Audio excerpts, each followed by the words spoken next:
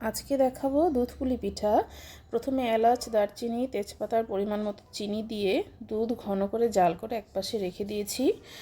আর অন্যদিকে চালের আটা পরিমাণ মতো অল্প লবণ দিয়ে রুটি বানানোর মতো খামির করে সেটাকে রুটির মতো বেলে, রুটির থেকে একটু মোটা করে বেলে এই যে গ্লাস দিয়ে সুন্দর শেপ করে নিয়েছি। এই শেপের মধ্যে নারিকেলের পুর ভরে সেইটাকে এই যে এভাবে ডিজাইন করে নিয়েছি। দেখুন, অনেকে ডিজাইন করতে পছন্দ করে, অনেকে নর্মাল রাখতেই পছন্দ করে। আমি দুই রকমই করেছি, যেহেতু দুধে ভেজাবো, দুধ মানে যেরকম সেরকম হলেই হয়, সমস্যা নেই।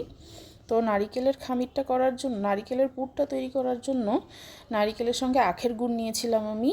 আখের গুড়, 1 চিমটি লবণ, খুব ভালো করে আঠালো করে আমি ঘন করে পুরটা বানিয়েছিলাম।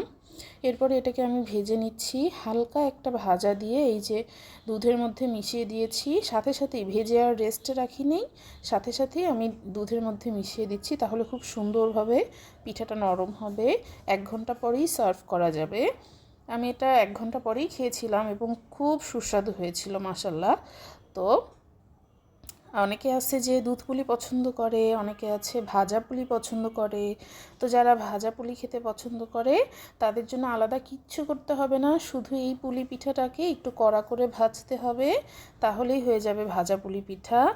আর ভাজা পুলি পিঠা তৈরি করার জন্য বেশিক্ষণ চুলায় রাখলে এই জামার মতো বেশি লাল হয়ে যাবে। তো একটা ভেঙে দেখাচ্ছি, দেখুন। ধন্যবাদ।